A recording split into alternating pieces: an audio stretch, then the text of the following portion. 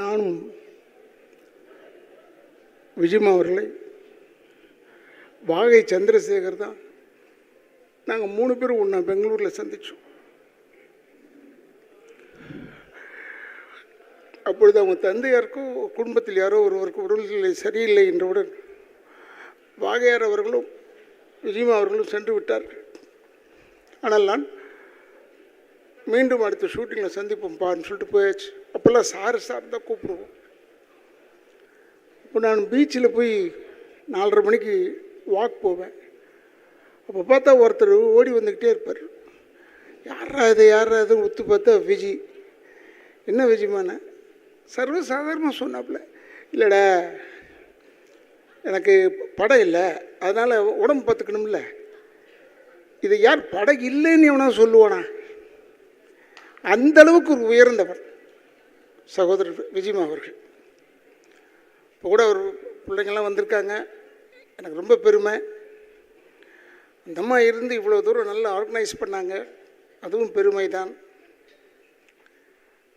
இதெல்லாம் ஒன்று நான் எதிர்பார்க்கவில்லை.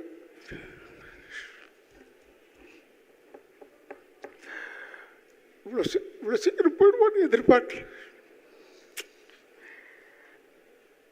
அதெல்லாம் போய் அவ இருந்து முன்னின்று செய்ய வேண்டிய வேலை எங்களை செய்ய விட்டுட்டான் என்ற கவலை தான். அவன் அப்படிப்பட்டவன், விஜயம் அப்படிப்பட்டவன். எல்லார் மனசுலையும் இருந்தாப்புல. நடிகர் திலகம் சிவாஜி கணேசனுக்கும் விஜயகாந்துக்கும் என்ன சம்பந்தம்? ஆனால் கடைசி வரைக்கும் நின்றவன், கடைசி வரை நின்றவன். யாராலும் நிற்க முடியாது.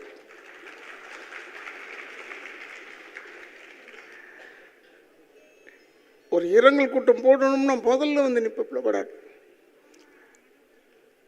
அவர் வந்து இந்த எல்லாருடைய சப்போர்ட்டை வச்சு சரத்குமார் போன்றவர்கள்லாம் எல்லாரும் சேர்ந்து தான் நாங்கள் உழைச்சோம் கொண்டோன்றதெல்லாம் கரெக்டு. இருந்தாலும் தலைமைன்னு ஒன்று தாங்கணும் பாருங்கள், அதற்கு தகுதியானவன் விஜயகாந்த்.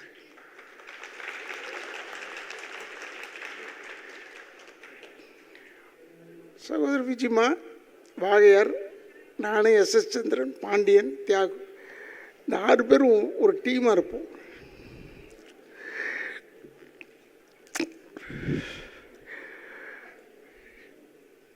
ஏதோ இருக்கிறவர்களை வைத்து சந்தோஷப்பட்டு கொள்ள வேண்டியது.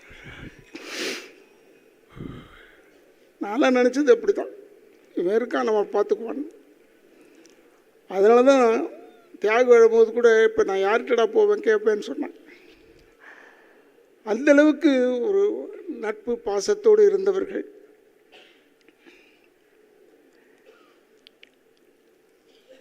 அவனுடைய ரோகிணி லாட்ஜில் இருக்கும்போது ஒரு சிலர் விஜயமாவுடைய போக்கு பிடிக்காமல் எதிரிகள் கல்லெல்லாம் எடுத்து வீசி பெரிய தகராறு பண்ணாங்க. கேள்விப்பட்டது தான். சந்திரசேகர், அப்போ அபிராமபுரம், நான் தேனாம்பேட்டேன், 2 பேரும் சேர்ந்து உடனே அங்கே போய் நின்றுட்டோம். விஜயமா ரூமுக்கு வெளியே டவுண்டா அடித்தவன் அப்படி தான் எடுத்த உடனே கேள்வியை. எங்ககிட்ட நல்ல வார்த்தையே வராது வேறு. உடனே என்ன செஞ்சோம், யார் அடித்தாங்கன்னு தெரிஞ்சது. நேரம் அவனுடைய ப்ரெஸ்லேயே போய் அடித்தோம். அவனுடைய ப்ரெஸ்ஸில் போய் அடித்தோம் மாம்பழத்தில். அப்படிப்பட்ட ஒரு நட்போடு வாழ்ந்தவர்கள். எனக்கு கால் உடைஞ்சு போச்சு உழவன் மகனில். கால் உடைஞ்ச உடனே என்னால் சரியாக ஃபைட் பண்ண முடியல. அப்போ நின்றுக்கிட்டே செஞ்சு முடிச்சு கொடுத்துடலான்னு சொல்லி கிளைமேக்ஸ் ஃபைட் வேறு. சரி நின்றுக்கிட்டே செஞ்சோம். அப்போ பணம் கொடுக்கும்போது என்னுடைய சகோதரர் இப்ராஹிம் ராவுத்தர், இல்லை இவ்வளோ குறைச்சி கொடுக்கணும், அதை அப்படி அவர் கணக்கு கரெக்டாக தானே பார்ப்பார். அவர் பார்த்தார் கணக்கு. உடனே விஜயகாந்த் வந்து, ஏடா அவன் கால் உடஞ்சி வந்து நின்று செஞ்சு கொடுத்துட்ருக்கான், கொடுறான், அந்த படம் என்ன கேட்குறானோ அதை கொடுத்து விட்றான்னு. அந்தளவுக்கு ஒரு தாய் உள்ளம் கொண்டவன் சகோதரர் விஜயகாந்த். என்ன பேசி என்ன பிரயோஜனம்? இனிமேல் கிடைப்பானா தெரியவில்லை. ஆனால் நம்மளோடு தான் வாழ்ந்து கொண்டு இருக்கிறான் என்று எனக்கு தெரியும். இப்போ வாழ்ந்துக்கிட்டு இருக்கான். அவனுக்கு குடும்பம்ன்றது ரெண்டாவது பட்சம்.